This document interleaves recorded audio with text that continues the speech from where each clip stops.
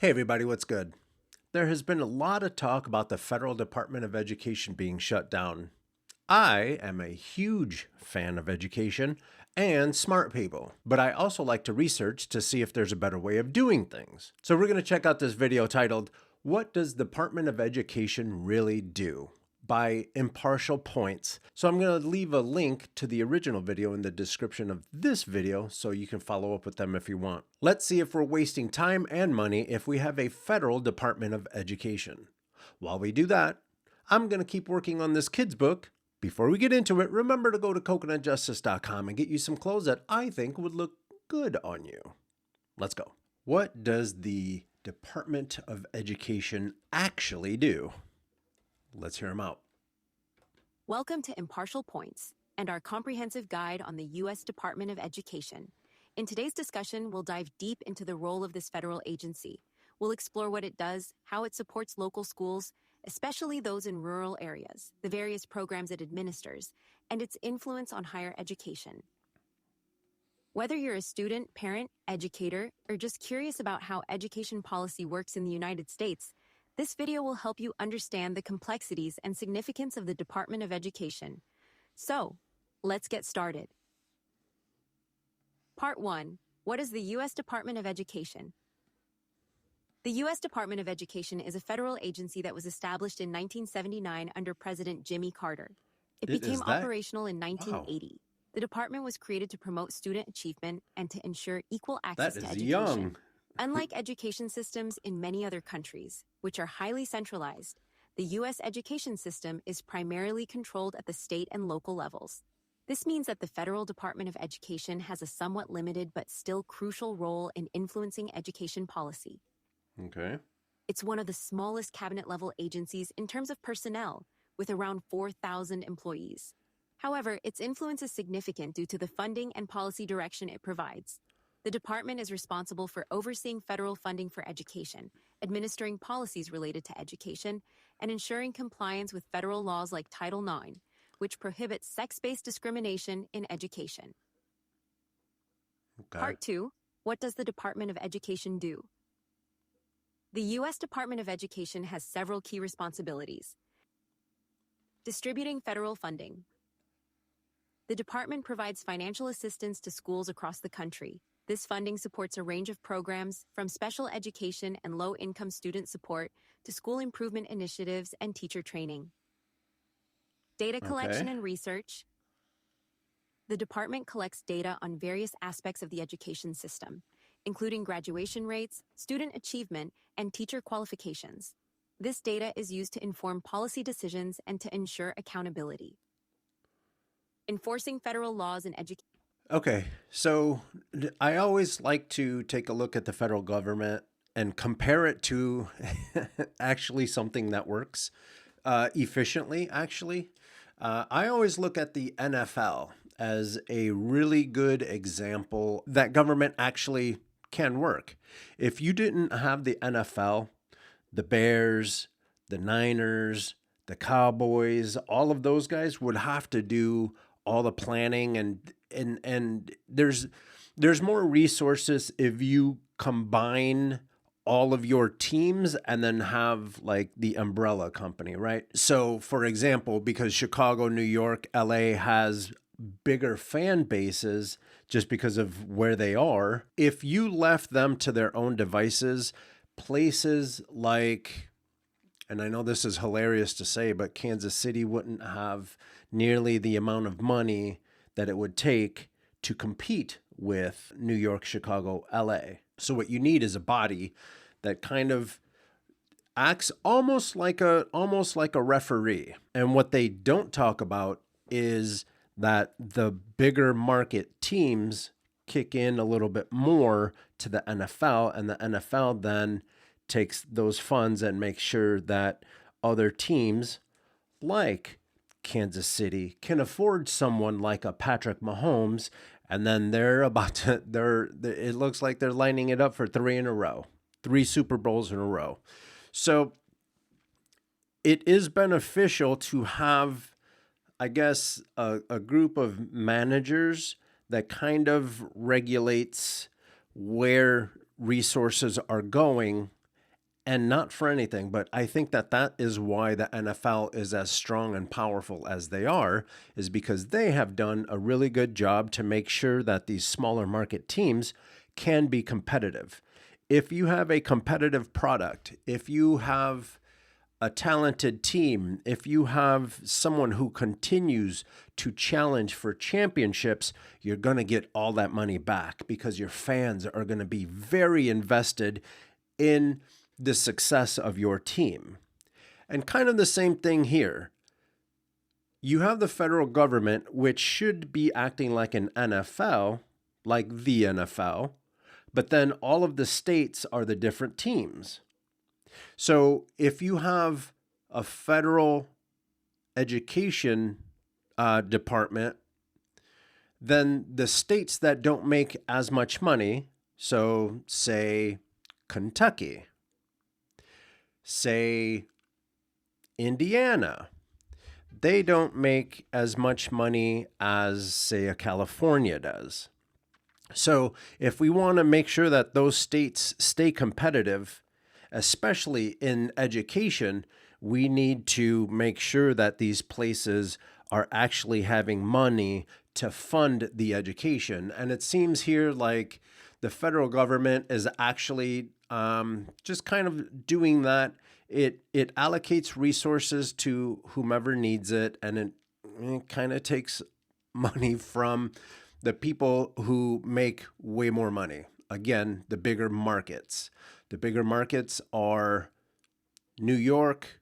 I'm assuming Florida because they have Miami and there's a lot of trade happening down in Miami. Chicago, Illinois is one. California is like the fifth largest economy in the world. Has nothing to do with the United States. Has everything to do with California and it just being a financial juggernaut. But I like the idea of if California is making all this money and we have smaller states that need more funding in education, I have no problem giving them money to make sure that their population is educated, because I look at the United States as a team and we need to make our players as good as possible. And education is the easy one. Teaching people how to do math will make us so competitive in the global workspace. It's these are just facts. These are just facts. And I keep saying this, here in Silicon Valley, there's a lot of people that are working really nice paying jobs. And they're making a lot of very good money. And unfortunately, there's just not a lot of Americans that are taking those spots. And that has something to do with, corporate America finding cheaper labor. But at the same time, we should be fighting for these technology jobs and not making a big kerfuffle about picking apples and strawberries and stuff. If you think our education system only creates people that are qualified to pick apples, then there's definitely a problem with the education system. And it seems like the federal government is in charge of collecting stats and trying to figure out the best way to accomplish a better Department of Education. It seems like that's it. The department ensures that educational institutions comply with federal laws. For example, it enforces the Individuals with Disabilities Education Act, IDEA, which ensures that students with disabilities receive a free and appropriate public education. And I will have you know, there are people that think that that is not acceptable behavior. They think that it's not their responsibility to take care of others with disabilities and stuff like that. They are saying, I've heard this in different videos and conversations that I've had, especially if the person has not had children. People that don't have children don't see why they need to pay for other people's kids to go to school and get educated. Promoting educational equity. One of the department's key missions is to ensure equal access to education for all students, regardless of their background. This includes efforts to close achievement gaps among students of different demographics, socioeconomic statuses, and geographic locations. Supporting higher education. It administers federal student aid programs, which provide grants, loans, and work study funds to help students afford college. It also I mean, oversees accreditation standards. you're talking to someone who took full advantage of this. Yeah, I had the GI Bill. GI Bill paid for my first degree, and then it kind of ran out during my second degree. But I went to a private animation film school, so I did get benefits from the state of Illinois, but the federal funds ran out. I wrecked my credit trying to go to school. Eventually, the school went away. Like it was dissolved because they got busted for predatory lending practices, you know? So it's going to be interesting to see if they do away with the education Department of Education. It'll be interesting to see if these for-profit schools come back and demolish everyone's credit. To ensure the quality of higher education institutions. Part 3. How does the Department of Education distribute funding? When it comes to funding, the U.S. Department of Education plays a significant role in supporting public schools, especially in underserved and rural areas. Although the bulk of education funding in the U.S. comes from state and local governments, the federal government contributes a substantial amount, primarily through targeted programs. Title I funding. Okay, so yeah, so that's kind of what I was telling you about, like the NFL. All the teams pay into the NFL, and then the NFL distributes funding. So the higher market or the bigger market teams kind of make sure that the smaller market teams are competitive and stuff like that. Because at the end of the day, if the NFL has lopsided product, so say Chicago wins the Super Bowl 10 times in a row, people in the smaller market or people where the teams have a smaller market aren't competing, so they're not going to be interested in the product. One of the largest sources of federal funding for K through 12 education is Title I, which provides financial assistance to schools with high numbers of children from low-income families. The aim is to help these schools meet academic standards. Oftentimes, these schools fail to meet academic standards because of state and local level policies. Special education. And that's just not just the inner city. Some of these people that live out in rural America don't have access or don't have easy access to, say, a library or the internet or stuff like that. Through the IDEA, the department provides grants to support special education services. These grants ensure that children with disabilities receive the support they need to succeed academically. Support for rural schools. The Department of Education also has specific programs aimed at supporting rural schools. The Rural Education Achievement Program, or REAP, is designed to help rural districts that often struggle with limited resources and geographic isolation.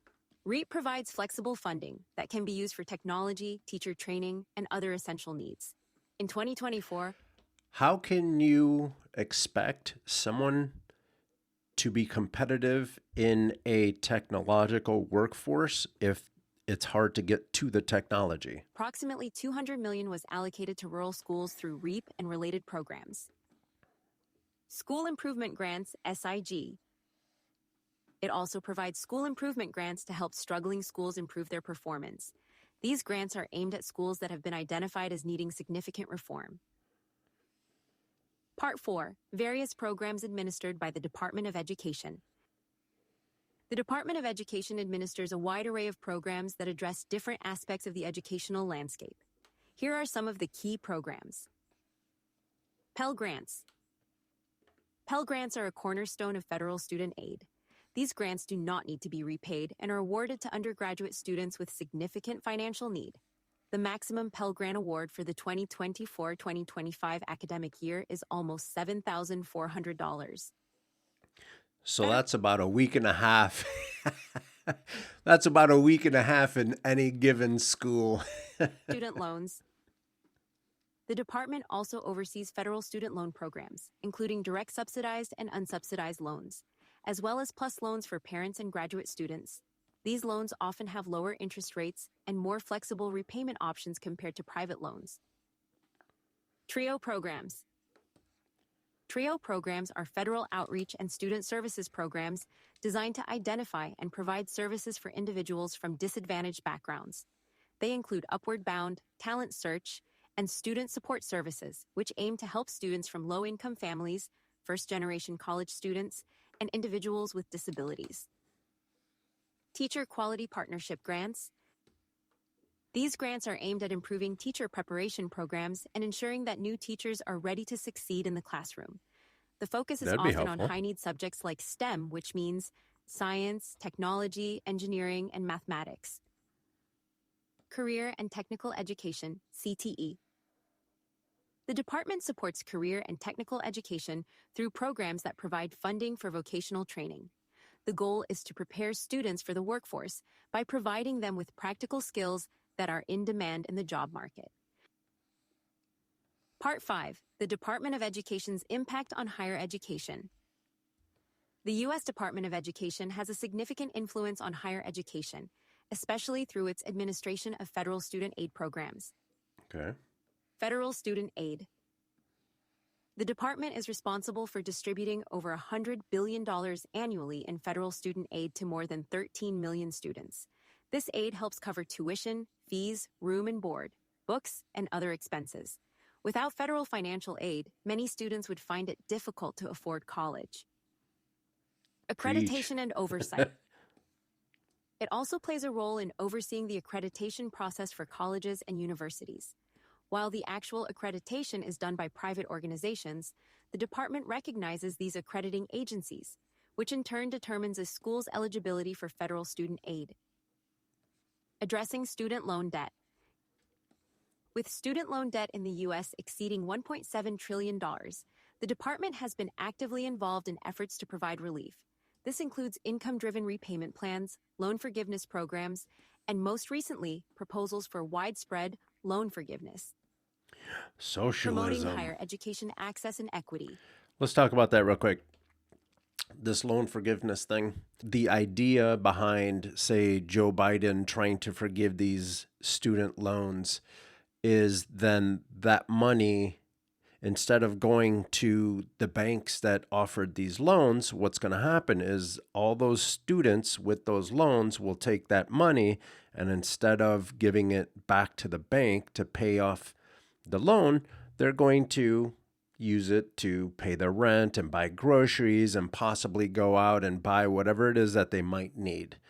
And if you are a student with loans that you're having problems paying back, chances are you're going to need that money to go and buy groceries and fix things that might need to be fixed because you didn't have money up to this point.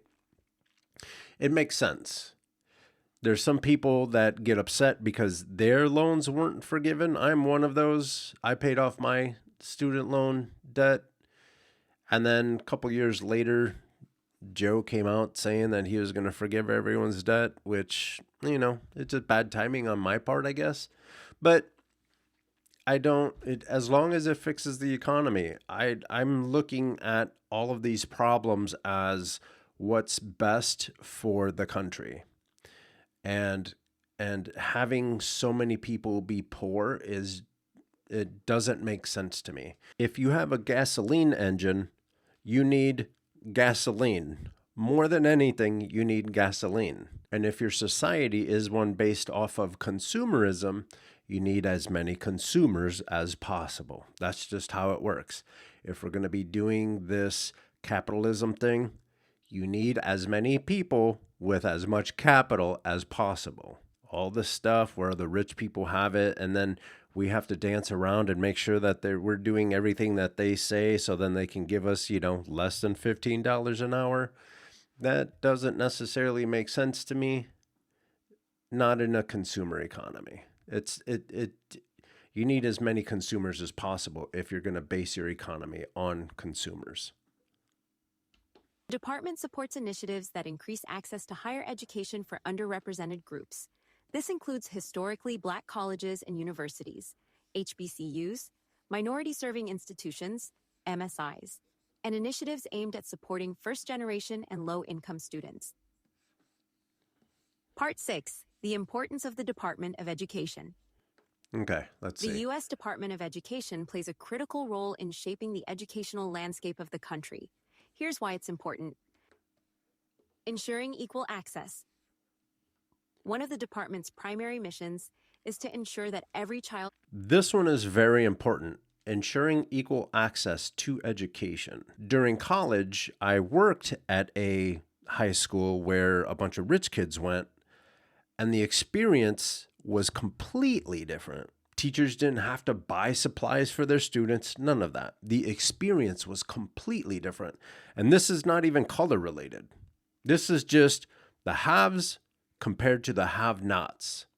So if you are going to a school and your teacher has to buy things like Kleenex and dry erase markers and paper, things like that, and then another school has all of the resources that they need in abundance, and they have the TVs and they have the computers and they have all the things, that is not equal access. I saw a video not too long ago with kids that are going to my high school complaining that the school couldn't afford librarians, so they didn't have access to books. But I bet you the high school that I worked at, they have plenty of books and they have plenty of libraries, and we have to focus on this. We have to give our students the ability or the opportunity to succeed with education.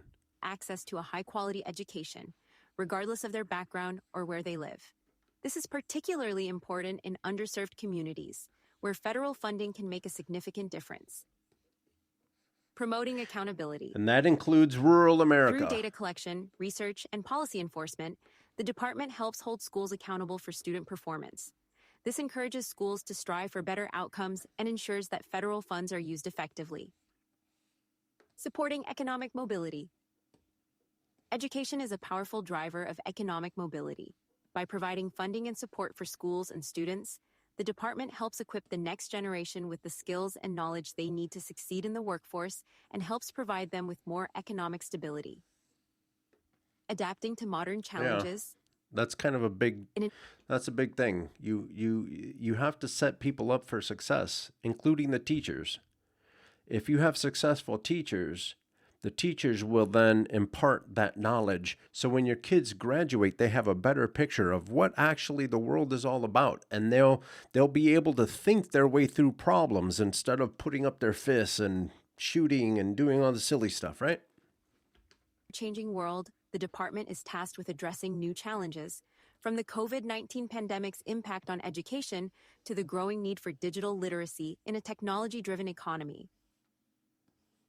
In conclusion, the U.S. Department of Education is a vital institution that supports students, teachers, and schools across the nation. From funding rural schools and providing financial aid for college students to enforcing equal access to education and promoting teacher quality, the department's work is far-reaching and essential for the success of American education. So that was what the Federal Department of Education actually does. And it seems like it's supposed to act a lot like what the NFL is, right? You have the NFL and you have all the teams, and the NFL makes sure that all the teams are set up to be as successful as possible. And the Federal Department of Education supposed to be the same thing. Department of Federal Education makes sure that all of these places has the resources that they need to be successful. And we know that that's not altogether true, because there's a lot of very struggling schools out there, and not just in the inner city. Rural folks, I see a lot of schools that are struggling, except the rich kid ones. So it is what it is. For now, I know they're talking about doing away with the Federal Department of Education. So we'll see what happens. Hopefully it works. If you like this video, please give it a thumbs up, share it with each and every one of your friends. And if you want to come hang out with me while we watch videos and I work on creative projects, hit that subscribe button and click on the little bell right next to the subscribe button, so every time I come out with something new, you'll be alerted. Don't forget to go to coconutjustice.com and get yourself some dope gear. And with that, I'm out.